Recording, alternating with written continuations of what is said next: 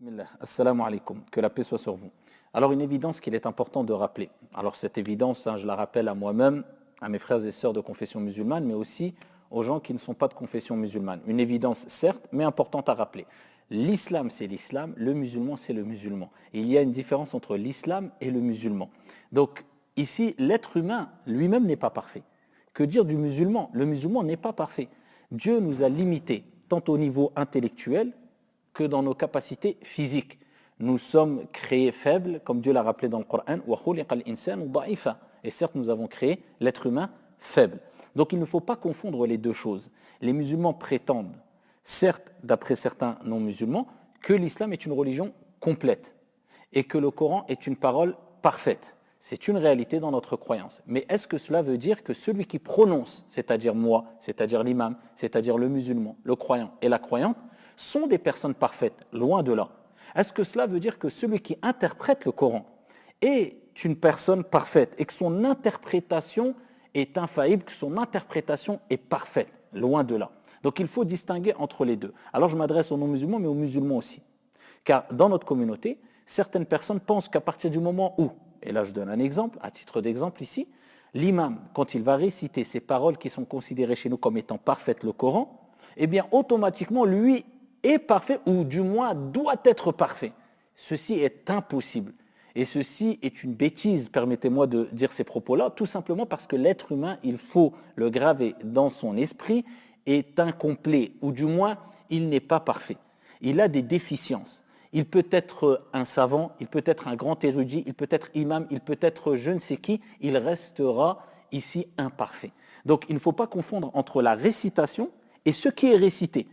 Et cela afin de ne pas être déçu aussi, parce que certaines personnes, lorsqu'ils voient un imam ou un savant, je parle dans le contexte religieux, musulman, eh bien rapporter des paroles parfaites donc de Dieu, ou bien des récits prophétiques authentiques qui viennent du prophète Mohammed sallallahu alayhi wa sallam, tout en sachant que ce que le prophète a transmis, c'est une révélation émanant, je parle dans un contexte religieux, émanant de son Seigneur.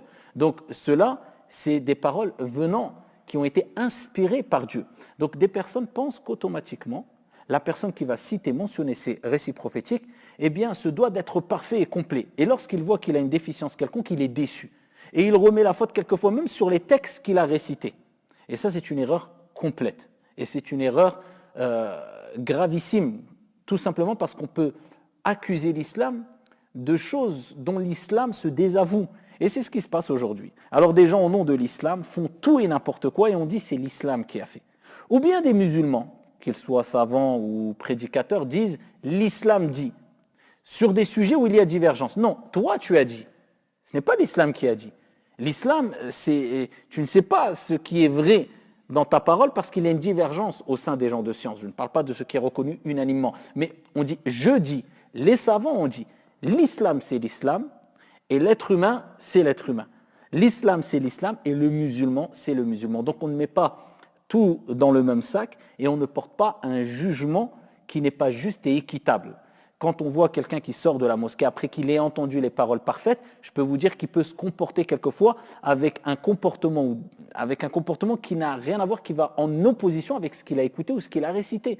Donc les non-musulmans, quand ils voient cela, il faut qu'ils aient quelque part un certain recul et qu'ils soient impartials dans leur jugement, en ne mettant pas tout le monde dans le même sac. Et les musulmans, faire attention à ne pas prétendre que nous sommes parfaits. Nous, en tant que musulmans, nous reconnaissons que nous avons des faiblesses, nous avons de grosses lacunes, d'autant plus qu'aujourd'hui, avec ce qu'on voit un peu partout dans le monde, eh bien, on peut l'affirmer que les musulmans ont de grosses lacunes et ont de grosses déficiences dans leur comportement, malheureusement, bien que c'est une communauté magnifique, exceptionnelle, et qui regorge de personnes magnifiques, mais la réalité doit être dite. Et le prophète sallallahu alayhi wa sallam a dit « Qulil haqq walau kana murra » dit la vérité même si elle est amère.